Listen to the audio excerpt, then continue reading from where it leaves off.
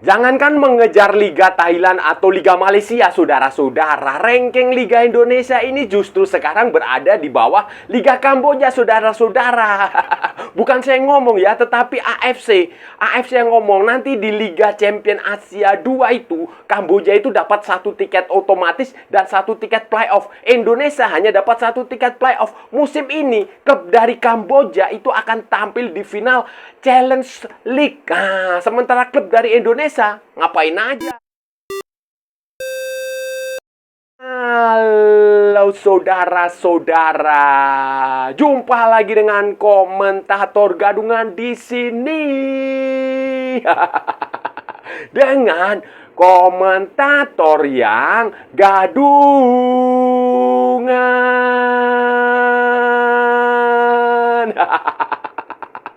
Jadi begini saudara-saudara, jadi begini. Hiruk pikuk kompetisi di Indonesia maupun di Asia Tenggara itu sudah memasuki fase akhir. Termasuk juga kompetisi antar klub di Asia. Di Indonesia sendiri masih sibuk soal video asisten referee. Katanya kemarin ada kontroversi soal Persib melawan Dewa United.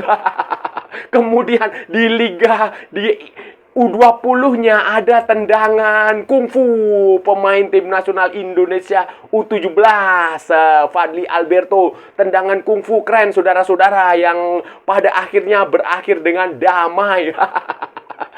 Itu saudara-saudara, di Indonesia itu sedang sibuk soal itu. Sementara di negara lain, klub dari Kamboja, Prehkan Sritva Rieng, itu secara luar biasa akan tampil di final Challenge League. Nah, Challenge League adalah ajang yang sama yang diikuti oleh Dewa United. Bedanya Dewa United dikalahkan oleh Manila Tigers, sementara Prehkan Sritva, wah sulit namanya, itu kemudian mengalahkan Manila Tigers dan kemudian lolos ke final untuk selanjutnya bertemu dengan klub asal Kuwait.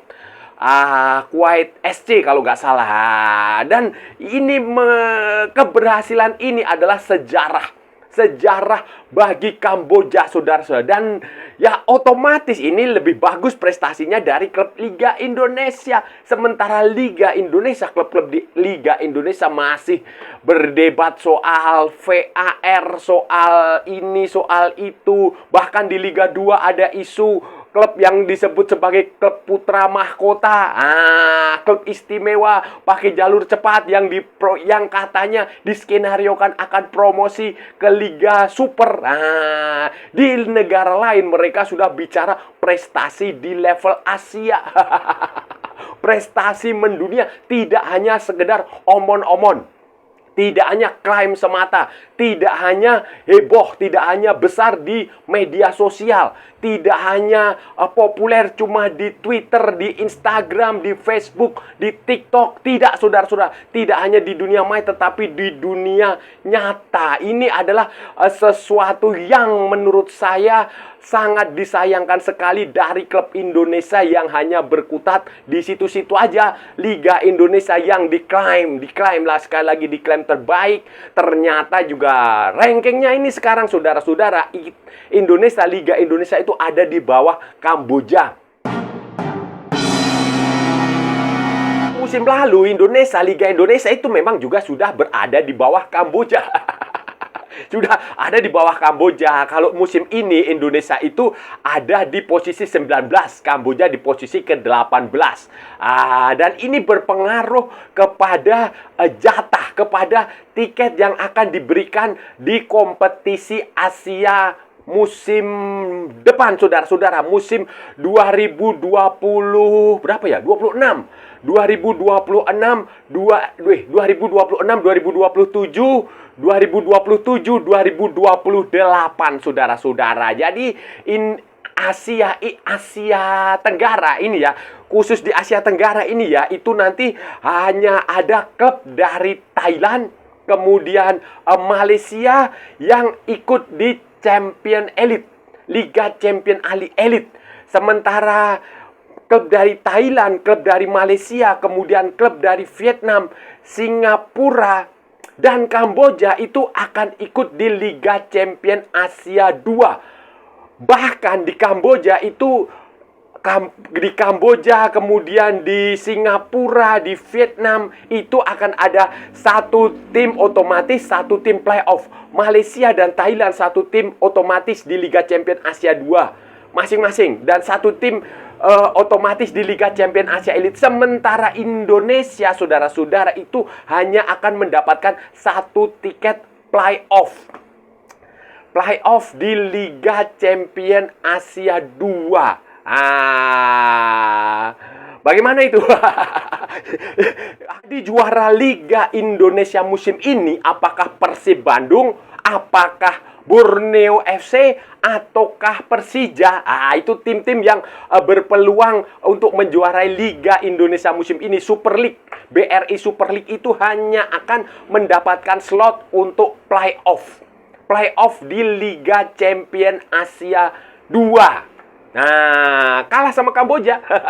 Jadi, jangan berpikir untuk mengejar ranking klub dari Thailand. Jangan berpikir untuk mengejar ranking klub dari Malaysia. Walaupun Malaysia hanya terlalu dominan yang namanya Johor Darul Taksim. Tetapi ya fakta itu fakta. Fakta objektif, fakta terkini seperti itu. Liga Indonesia harus banyak berubah, harus banyak berbenah. Jangankan mengejar Thailand, mengejar Malaysia, mengejar Vietnam, mengejar Singapura. Kita harus lebih dulu mengejar Kamboja. Bayangin, ini sesuatu yang 10 tahun lalu tidak pernah saya bayangkan. Karena di masa lalu, ya kita tahu Kamboja lah.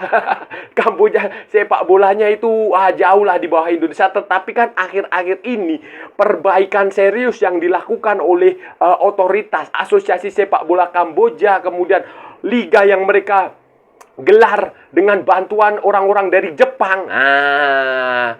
Itu menunjukkan bahwa kemajuan Liga Kamboja itu semakin berkembang, sementara Liga Indonesia itu masih berkutat di situ-situ saja. Masih ribut soal urusan yang remeh-temeh, yang sepele, yang sebenarnya tidak perlu diperdebatkan.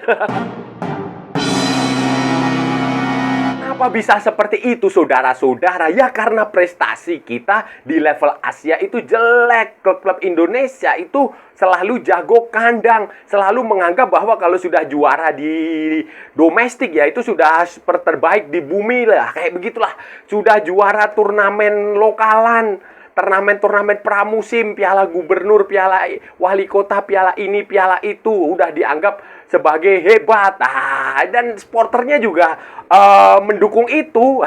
Tidak mendesak untuk next level, tidak mendesak untuk naik kelas, tidak mendesak untuk naik kasta, tidak mendesak untuk mencari tantangan yang lebih tinggi. Selalu saja zona nyaman.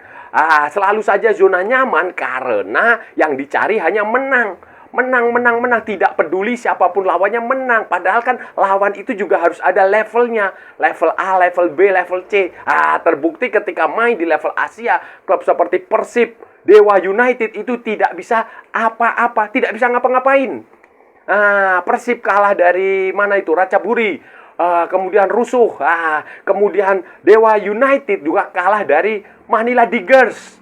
Jadi itulah yang menyebabkan kenapa klub Indonesia tidak bisa berkembang. Sementara di negara lain, mereka itu yang dilihat adalah masa depan.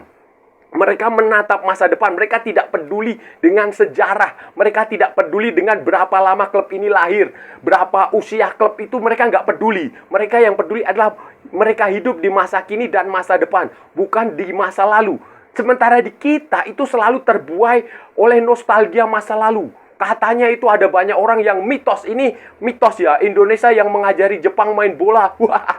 Itu mitos, bro. Itu mitos. Tidak ada fakta, tidak ada bukti yang menunjukkan bahwa Indonesia mengajari Jepang membuat liga. Jepang tidak pernah meniru, mencontoh liga Indonesia. Dalam hal ini dulu Galatama. Itu nggak ada buktinya, nggak ada catatan sejarah. Justru Jepang itu berkiblatnya pada Bundesliga.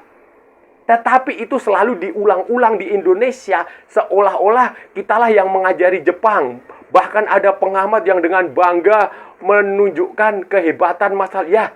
Kalau Indonesia hebat, sepak bola Indonesia hebat di masa lalu, ya kita sudah ikut Piala Dunia berkali-kali. Klub-klub dari Liga Indonesia di era Galatama juga sudah juara Piala Champion Asia berkali-kali. Tetapi kan faktanya enggak. Jadi jangan hidup dengan mitos, jangan hidup dengan klaim. Tetapi sudahlah, lupakan yang masa lalu, tatap masa depan, perbaiki liga dengan bagus. Jangan sibuk dengan urusan yang video asisten referee. Sudah pakai video asisten referee masih hasilnya masih begitu. Keputusannya masih aneh. Kemudian nanti desak sini, desak situ, ada komisi disiplin, hukumannya juga berat sebelah. Ada pemain yang tendangan kungfu cuma dihukum berapa. Kayak begitu itu selesaikan dulu di internal dan lebih bagus fokus ke internasional. Ini bukan masalah tidak sulit dan tidak sulit. Nah, ini masalah kemauan dan mindset, pola pikir. Kalau pola pikir kita menganggap bahwa juara Liga Indonesia adalah puncak kenikmatan tertinggi di sepak bola, ya akan terjadi seperti kata dalam tempurung, seperti manusia gua, seolah-olah realitasnya hanya sebatas di dalam tempurung, seolah-olah realitasnya hanya sebatas di dalam gua, tetapi kenyataan di luar kan tidak seperti itu. Jadi itu mindsetnya harus dirubah. Mindsetnya kita nggak bisa lagi hanya mengandalkan sejarah masa lalu yang itu juga mitos. Seolah-olah membayangkan masa lalu gini, bahkan ada mantan pemain yang dulu kita mengalahkan Manchester United, Juventus, Benfica. Aduh, ya kalau uji coba mah nggak usah dibicarakan kali. Kalau cuma uji coba ya, kalau cuma uji coba. Jadi ini agak aneh lah. Jadi itu selalu diungkit-ungkit. Nggak usah kayak begitu, tetapi tetap masa depan. Jadi memang mindset bermula dari mindset. Mindsetnya itu harus berubah. Jadi berubah kemudian tetapkan. Misalnya ini juara liga musim ini siapa? Entah Persib, entah Persija, entah Borneo, entah siapapun itu, Bayangkara misalnya, kalaupun dia juara, ya musim depan dia harus berpikir untuk menjuarai, untuk bermain di Liga Champion Asia 2 dengan prestasi yang setinggi-tingginya. Begitu, prioritaskan di situ. Apalagi kalau misalnya Persib, dia sudah juara, kalau tahun ini juara ya, musim ini berarti dia juara 3 kali. Juara 3 kali. Dan kalau sudah juara 3 kali ya sudah, naik lagi. Jangan kau ngincar ke-4. Kalau bisa ngincar ke-4 plus sukses di Asia, itu akan jauh lebih membanggakan. Karena juara 3 kali berturut-turut pun itu sebagai sebuah rekor di Liga Indonesia. Di era Liga Indonesia belum pernah ada yang melakukan itu. Jadi setelah nanti juara 3 kali ya sudah, lanjut naik kelas. Begitu pula Borneo. Walaupun misalnya Borneo nanti pada akhirnya juara, ya udah langsung levelnya dinaikkan ke Asia. Walaupun belum punya pengalaman yang cukup, nggak masalah. Persija juga sama kalau misalnya dia juara. Jadi jangan hanya berpuas dengan hanya menjadi juara di Liga Indonesia, tetapi lebih bagus itu fokus ke level yang lebih tinggi, next level, to the next level di Liga Champion Asia 2. Karena itulah persaingan yang sebenarnya itu ada di situ. Level kita sebenarnya itu ada di mana? Itu bisa dilihat di Liga Champion, di kompetisi Asia. Jadi saran saya, kalau PSSI dan Liga Indonesia itu benar-benar ingin memperbaiki kualitas liga, ya dorong klub untuk berprestasi di level Asia. Itu yang paling penting. Gak usah kerjasama dengan KNVB.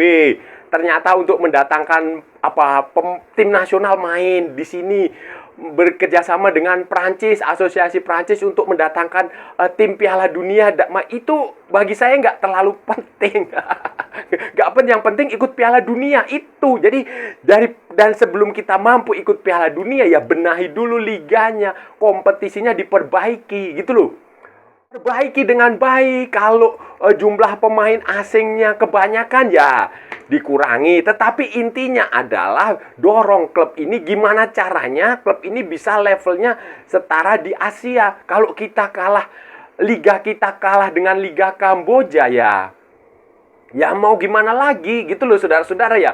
Kalau kalah dengan Liga Thailand saya masih bisa maklum lah saudara-saudara, maklum. Tapi kalau kita kalah di bawah kalah dari Liga Kamboja ya itu malu. Nanti lama-lama Liga Indonesia di bawahnya Liga Myanmar yang negaranya sedang kacau, atau di bawah Timor Leste. Ah, ini kan lucu lagi. Jadi perbaiki liga, benar-benar Anda mengurus liga itu dengan benar gitu loh. Di liga diurus dengan benar, tujuannya supaya level klub ini meningkat gitu loh. Kalau jumlah pemain asingnya sudah banyak tetapi main di Liga Champions Asia 2 kalah, gagal, main di Challenge League juga tidak bisa ngapa-ngapain. Ya, itu kan berarti patut dipertanyakan kualitas pemain asing yang didatangkan. Nah, perlu dipertanyakan juga kualitas pemain lokal Indonesia, pemain diaspora yang dipulangkan itu perlu dipertanyakan. Jadi ini yang lebih penting dikerjakan PSSI, meningkatkan kualitas liga daripada mendatangkan tim kelas dunia untuk bermain di Jakarta, membela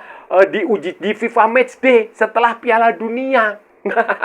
Orang kita nggak ikut Piala Dunia kok. Ngapain gitu loh. Lebih baik kita ikut Piala Dunia daripada mendatangkan tim Piala Dunia main di Jakarta. Lebih baik kita memperbaiki kualitas liga kita agar setara, agar bisa bersaing di level Asia daripada mengeluarkan duit yang banyak untuk membayar match fee pemain-pemain bintang, mantan pemain untuk hanya sekedar fun football, menghibur fansnya.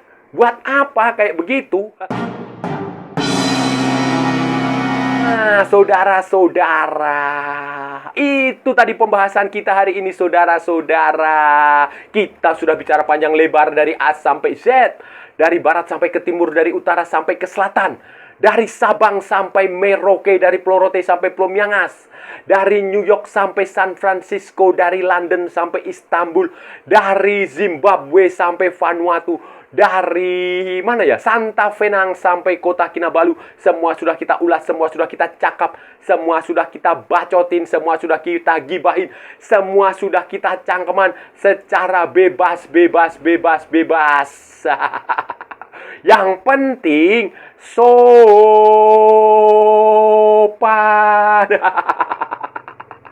Hari ini tadi saudara-saudara, hari ini tadi kita bicara soal timnas Liga Indonesia yang rankingnya berada di bawah Kamboja.